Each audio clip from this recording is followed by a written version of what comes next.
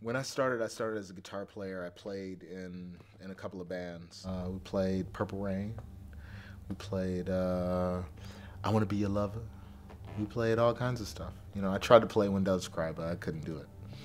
But anyway, I have that history of playing with bands, and when it got to the point that I had my own synthesizer, then it made it where I could just sit in the room and use a sequencer and then do my own thing. I think the first real professional gig that I did was here in London at the Town and Country Club with Derek May as Strings of Life, or as Rhythm is Rhythm. When we opened for Inner City back in 1990. So, you know, there's a lot of history with that for me, where I think most kids now that start with Ableton or Reason or whatever, you know, it's like, it's really not necessary to have a band, so you just get into yourself, and sometimes you get kind of lost. Matt Mike Banks had a really amazing story about how he met Juan Atkins, because he wanted to fire his drummer. So he was looking for a drum machine. And he met Juan's brother, and then Juan's brother introduced him to Juan. So, you know, it's like kind of, you go from the band and you want to get rid of the band members, and then now it's like you don't even need any band members. Well, I mean, if you have a 4 to the floor, it's not just the fact that it's a 4 to the floor, it's the spectrum of frequencies that kick drum touches upon. So, you know, if you have a kick drum that's all at 120 hertz, then it's gonna be, you know, maybe more chesty sounding or whatever, but the minute you put the boost to 60, 80, you know, 100 hertz or whatever below it, then it gives it that boom, you know, and that boom is really what gets people going, you know. So we call it a foot mainly because you use a foot pedal to make a kick drum make sound. If we had a set that went the whole time, that was an uplifting, steady foot kind of thing, then there's no art so much in it. It's an art to doing it, but it's more of an art to time everything in a way, especially with what we're doing is quite improvisational, and we are trying to accent each other. So whenever I would add certain parts, it was maybe to accent a solo from David, or to, you know, maybe add a little bit to what Moritz was doing, or to put a little oomph into something that Francesco was doing.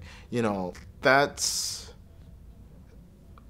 I believe, one of the greatest things about playing with musicians. You know, each of us have our own history that we bring together, and in relation to doing that, we know how our vibe and our sound is. So, you know, if what I'm doing is strict to a grid, you know, what Francesco can do can be outside of the grid because he's playing the piano, or he's doing some Rhodes things, or he's playing the Moog. And the same with Moritz, is when he plays his files that come from the computer as well, his sequences, then they're just a tad bit on another side or another vibe, and as well as he's adding effects and he's doing his thing, and then David on top. So, you know, honestly, you can take something that's very strict, but if you put somebody who knows how to play free on top of it, then it'll make everything that sounds strict very free sounding,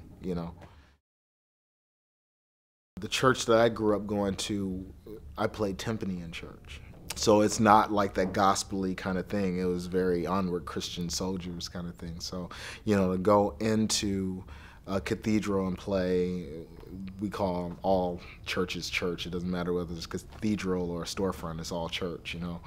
And so in relation to playing in a venue that, a cathedral that's 300 years old or whatever, you know, it's something that might be a little more at home for me because of the type of church that I went to when I was a kid, in comparison to when I went down south to my grandmother's church, because my grandmother and grandfather were preachers.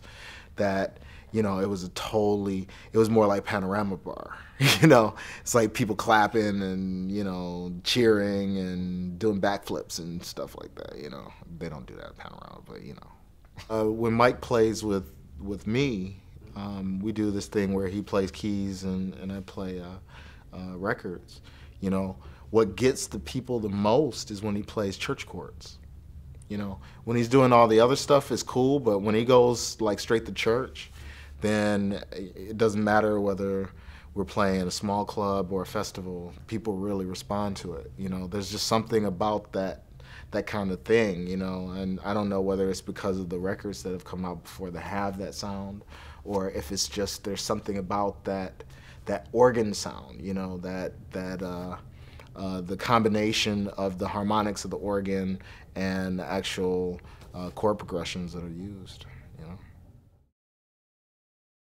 Life as a being, you have to progress, you know. I mean, too many people, and I know from living in Detroit, especially with the unions and everything, people get stagnant.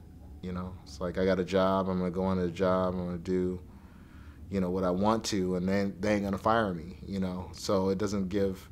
A lot of people don't have the room to progress and develop. So, as an artist, it's really important for me to progress, because if I don't progress, then, you know, it's the same old, same old. Electronic music definitely has always been about the future. You know, when you talk about house music is kind of like gospel. You know, it there's not a lot of different ways that you can go with house music, but with drum and bass, with techno, I think with dubstep, with aspects of avant-garde electronic music, there's always new and interesting voyages that you can take. So it's like, what's the next trip? What's the next voyage? What's the next place that we're gonna go to? You don't remember that I wore glasses, right? No, but I always thought they were just for show. No. And I have my youngest daughter, who's 1.5, And and a I've, cutie too. and I've got a puppy that's 7 months, and I have no idea which one stole the glasses.